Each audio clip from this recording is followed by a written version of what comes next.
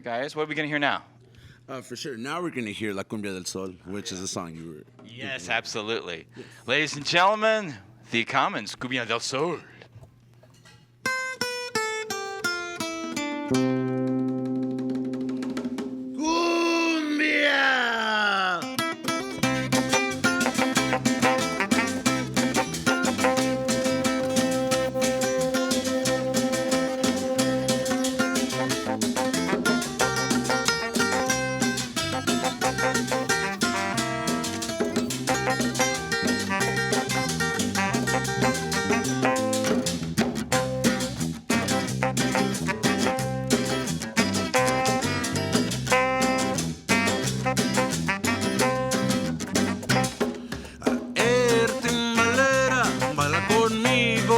Sol, aer timbalera, esta es la cumbia del sol.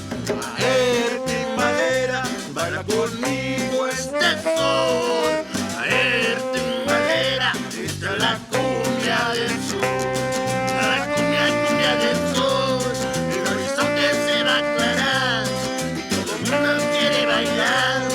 La cumbia, cumbia del sol.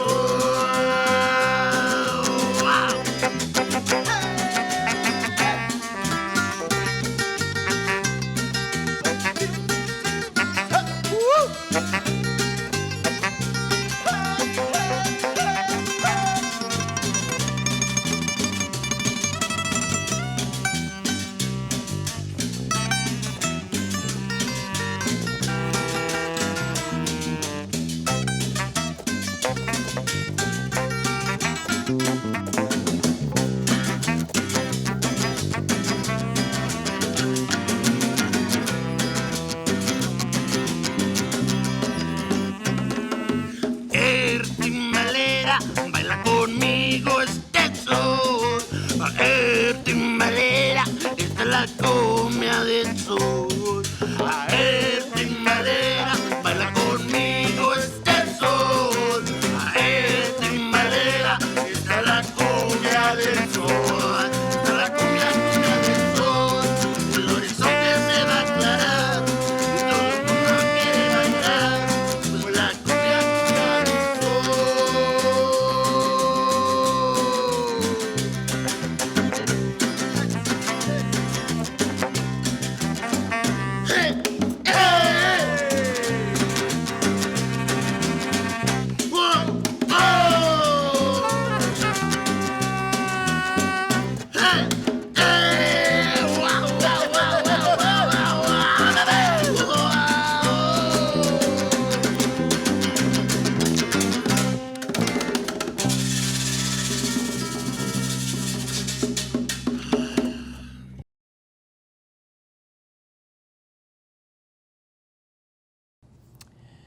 Hello, this is Niswander, and you're watching the Nowman Show. Shannon Rivers is a member of the Akimel O'otham. Is that right? Did I say that right? Pretty close. River People. All right. Born and raised on the Gila River Indian Reservation located in Arizona. Since 2004, he has been a participant and a former delegate at the United Nations Permanent Forum on Indigenous Issues held at the UN in New York City. In 2008, Mr. Rivers co-chaired the Global Indigenous Peoples Caucus for 2 consecutive years and has conducted and hosted lectures on the United Nations Declaration of the Rights of Indigenous Peoples at the state capital of Arizona, Arizona State University, and at numerous local colleges in Arizona and California. Shannon has participated in political and social justice actions in North, Central, and South America. During his time as co-chair, Shannon was also instrumental in assisting the implementation of the United Nations Declaration of the Rights of Indigenous Peoples. Shannon is a board member for Divest LA, a local grassroots movement coalition with a revolutionary vision, which we will be getting into. Currently, Mr. Rivers is a Native American traditional cultural advisor to Indigenous inmate populations at county, state, and federal prisons and jails in Arizona. He holds a Bachelor of Science degree from Northern Arizona University and will be receiving his master's in American Indian Studies from the University of California, Los Angeles. Go UCLA. UCLA. That's right. Thank you, Shannon, for being on the Nowman Show. That's the show, right? I mean, we're done. That's a lot of stuff. That's a lot of stuff. You've done a lot of stuff. You're doing a lot of stuff, and that's amazing. Thank you so much for Thank joining you for us. having me. My Thank you for having me, pleasure. Dan. I mean, it's time that we have more and more of these kinds of discussions. I agree. First of all, you were a delegate Right. at the UN. I've been a media ambassador for a UN program. Okay. What did you do exactly as a delegate? So it goes back to 9/11, actually. Oh, wow. Yeah. So when 9/11 happened, the closure of the U.S. Southern border in Arizona started to get more militarized. It was Bush at the time who said we need to secure our borders, as you kind of see the same political rhetoric going on today. For some reason, the United States in their political positioning believed that these individuals who flew planes into these twin towers were coming through the southern border. Yeah.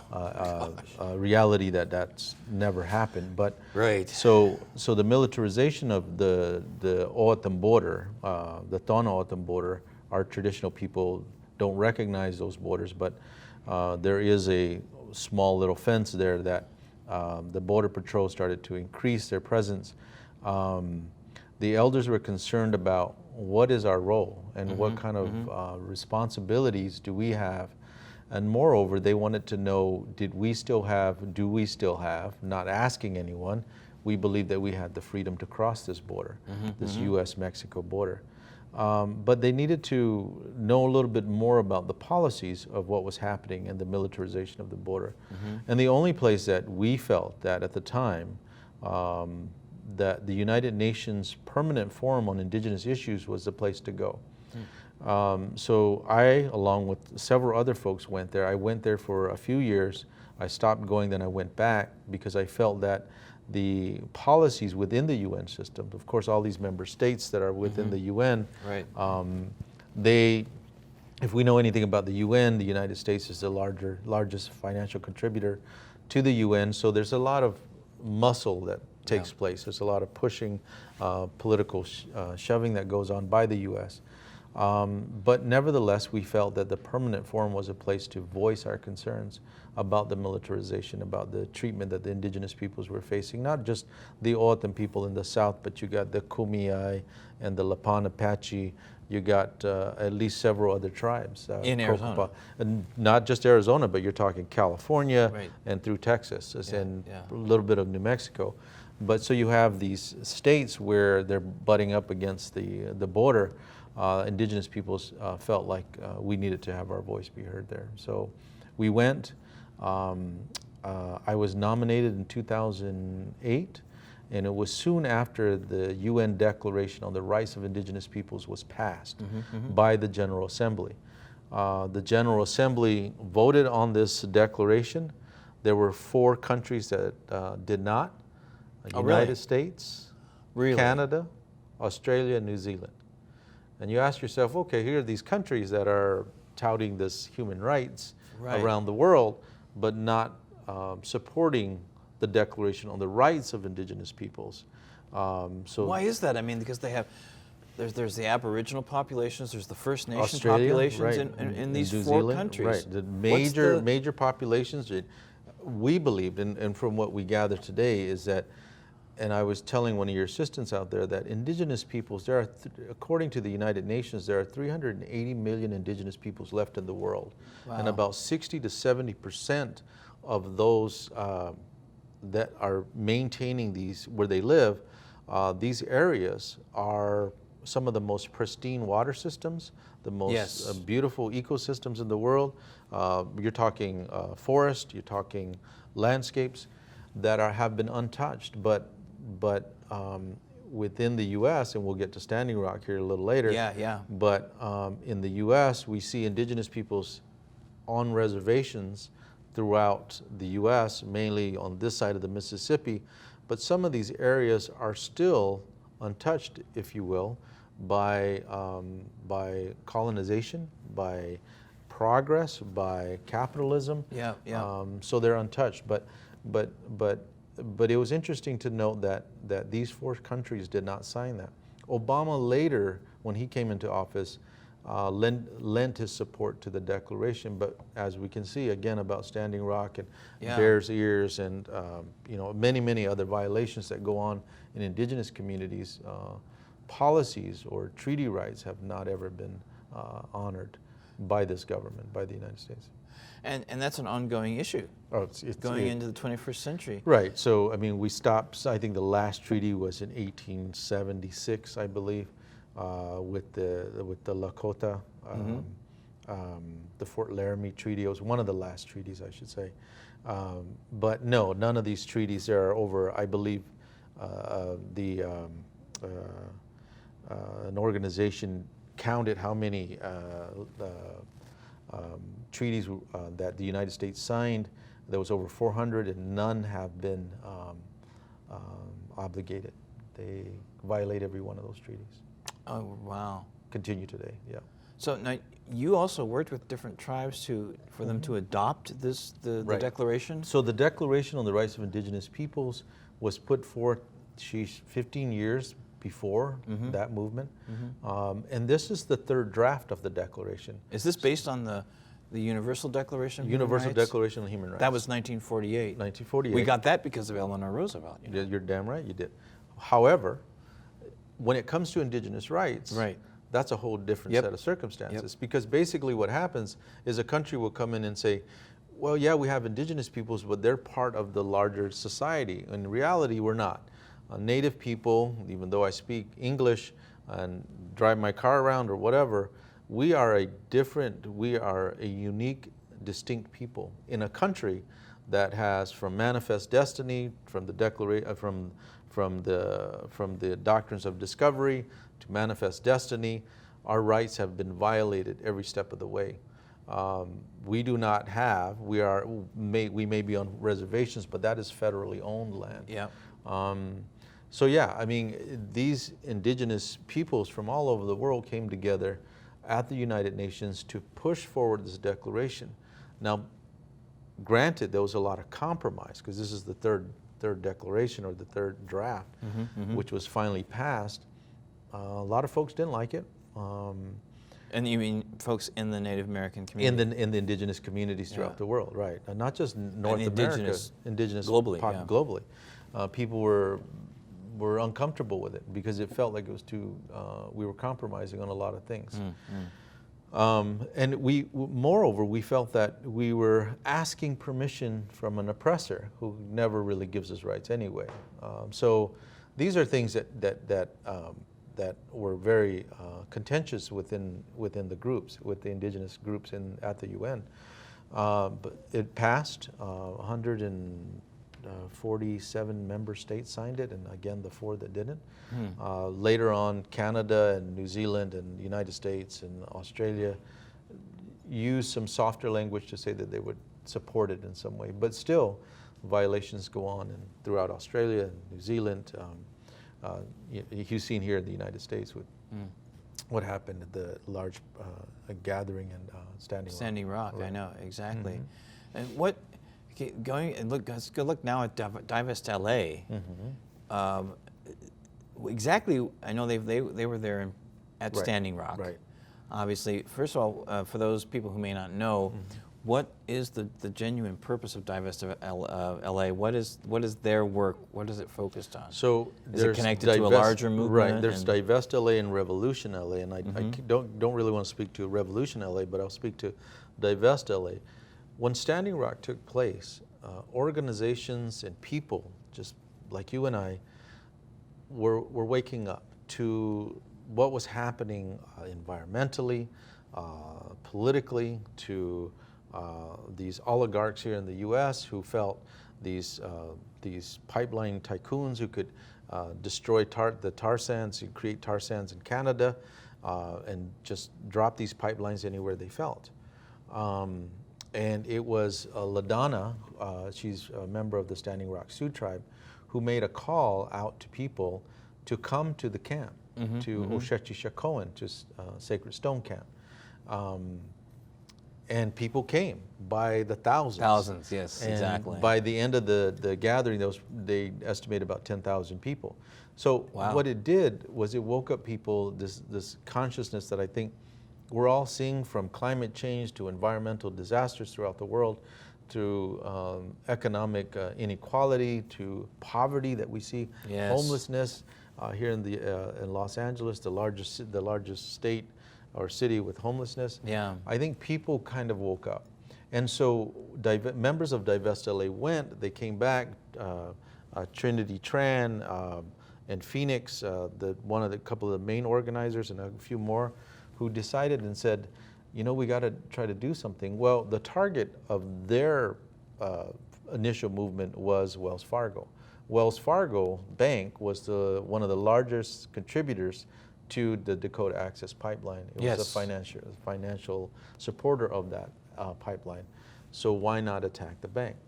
So we know the history with Wells Fargo, with their lending practice and Yes, the foreclosures. the foreclosures and attacking and pretty much targeting people of color, black and brown communities here in Los Angeles and throughout the country. So Divest LA said, let's go after Wells Fargo within the city of Los Angeles. Okay, we started that process. We went to the city council, started to make this motion from Paul Kretz and Mitch O'Farrell, who introduced the motion to initially to determine whether or not, of the 800 contracts that the city of Los Angeles has with Wells Fargo, could they remove the $40 million? But there's more money. There's $8 billion. Yeah. So they went after Wells Fargo. We were doing protests and marches in the street, large gatherings in the street. We would shut down banks. You're not just talking Wells Fargo's. You're talking Chase. You're talking Bank of America, Citigroup. Citigroup. So we're shutting down these banks, and then it started to explode from Seattle to San Francisco, different parts of the country. People were getting arrested shutting down banks. Yeah. Specifically Wells Fargo here in Los Angeles. Divest LA made that move, asked me to join with an Indigenous voice to help and support them. We brought the Indigenous community in. It was literally just a group of 10 people or less who started to make that move to the city of Los Angeles to get these councilmen and council members of the city of Los Angeles to recognize that Wells Fargo has been violating not only people of color, not just the Dakota Access Pipeline, but their relationship. It goes back to the killing of and taking, giving bounty to people who were killing Native people, Native Californians here in California in the 1800s. That's right, because Wells Fargo has been around since the 19th century. That's correct. That's right. So, yeah, so... And they have a history. I mean, many people learned in 2011 with Occupy Los Angeles what Wells Fargo was doing, particularly in South Central Los Angeles, foreclosing on people and swindling them with these mortgage deals, that were based on stocks that nobody really even knew what they were to begin with. No. And that's a whole other story we've covered on this show, with Bill Clinton. Okay. The Commodity Future Modernization Act, which is what started all that, recreating the same kind of problem we had in the 20s. Yes. But now it's just expanded. It's out of control. It's out of another control. bubble, because right here in this community, one of the biggest culprits countrywide, their office was at the corner of Lake and Colorado Boulevard down here. The housing crisis. And Angel Mazzillo, I very rarely mention people's names, but when they're criminals, you don't have a problem with I don't have a problem with it. Yeah. And the guy is still in business. I can name a lot of but the thing about it is that nobody was put in prison. Nobody was. There weren't even court cases. No. So, what is developing in this country is a lot of animosity, a lot of. It's going to create not only a mortgage bubble, but people they're going to be in the streets again. Something's going to happen. I mean, something's got to give. I hope so. I hope people do wake up. Right. Yeah. So it's now going to the Dakota Access Pipeline issue, and of course we've seen Keystone XL pipeline. Supposedly, the land was saved, right? But now they're going to reroute the pipeline. So what's the point? I mean, you know what I mean? It's like... So you have Bismarck, North Dakota, right? Right. Where the pipe pipeline was originally to go on top of the city, if you will, or north of the city. Yeah. But then they diverted it down to the southern route, which touched and impacted the Lakota, Nakota, and Dakota treaty rights. So that in itself was labeled environmental racism. Right, exactly. Targeting people of color once again. We knew that the pipeline was going to burst. We knew that putting it in the ground doesn't matter where you're at. You can be anywhere. These pipelines, they will burst. And sure enough, it happened. Not even a few months after. That's right. 400,000 gallons, or maybe even more. No one really knows. They keep this stuff under wraps a lot of times. But what you saw in Standing Rock was indigenous peoples and people of all faiths and all colors. You had famous people. You had famous civil rights folks. Jesse Jackson went. You had Jill Stein was there. Jill Stein was there. Actors who went up and some musicians who went up. And people were waking up, and what you saw was the violent state oppression of people who stand up for water That's and right. who stand up for earth. And so the question is, if these peoples didn't come, the support that we got, if they didn't come, what would happen to these indigenous peoples? That's right. Typically what happens is indigenous peoples end up in jail. They get incarcerated by higher rates than anybody else in the United States. We are a small population, and we are trying to maintain our cultures and traditions and ceremonies. Absolutely. And so you have this violent history in the United States, again, with Manifest Destiny, specifically here in the U.S. We need to create coalitions. We need to bring people together. And like the Margaret Mead quote, it doesn't take a lot of people, but it does take a significant number of people who realize that they can make a difference. We need to start doing that, create coalitions that move these solutions forward because they exist. Right. We need to get people in a more cooperative mindset, create businesses together, stand up together, support one another, share the resources, put pressure on the establishment to say, no, we are the majority. Right. How do we do that? and so in a closing statement, let's wrap it up with that. How do we do that? I think Yeah. one of the things is that if you look at, and you brought an indigenous guy on the show, so I'm coming from an indigenous perspective. If we look at how indigenous peoples live around the world, they're sharing resources. They're taking care of those resources. They're not overfishing. They're not over chopping. That's a lifestyle that is totally out of balance with who we are when it comes to our indigenous worldview. I'm not saying that our white brothers or our African American brothers or our Mexican brothers can turn to that. I believe that we slowly, though, have to look at the blueprint and the way of indigenous peoples live. I agree. Because if we do, then this world will be a better place. We can have a better relationship with one another. But what you saw happening today with, dropping bombs in Syria, Yes. where innocent people are being killed, Afghanistan, all throughout the Middle East, the turmoil, anyway. I have a feeling we could be at a crossroads right now where if we don't start acting radically in a lot of different ways, it's going to be disastrous. I mean, I don't like to make predictions like that because I know solutions exist and we can make them happen together. And I'm going to keep asking you, watching live on YouTube or Facebook, wherever you are, hello, and also streaming later on television on the Arroyo channel.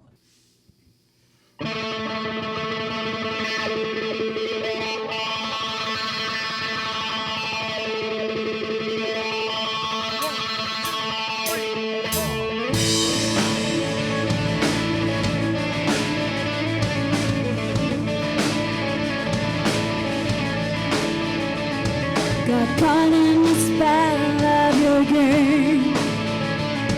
Was willing to trust everything you said. A year and a half has passed and no change.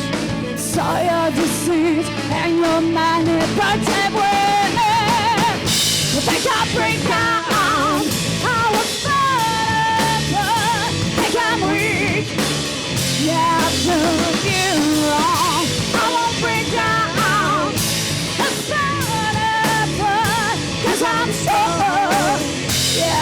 moving on. I'm moving on. Can't see me along on a leash. It's broke. The love sink puppy that feet gotta go. It's fire out the girls, yeah. I found them. I've been on my slide for you to worry about. If I can't break down, I will start up. If I'm weak, yeah, I prove you wrong. I won't break down. I'll start up, 'cause I'm strong. Yeah, I'm moving on. Moving on. Hey, hey, yeah. Can't string me along like you're too better. I'm moving on right now. Got my ego.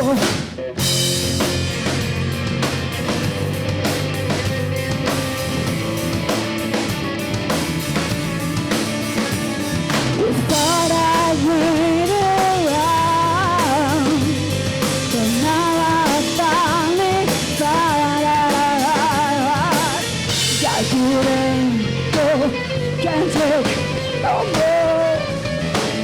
That's why I'm moving on. If I can't break down, I will start up. If I'm weak, yeah, I prove you wrong. I won't break down. Let's start up, 'cause I'm strong. Yeah, I'm moving on. If I can't break down, I will start up. If I'm weak, yeah, I prove you wrong. I won't break down. Let's start up, 'cause I'm strong. Yeah, I'm moving on. I'm moving on.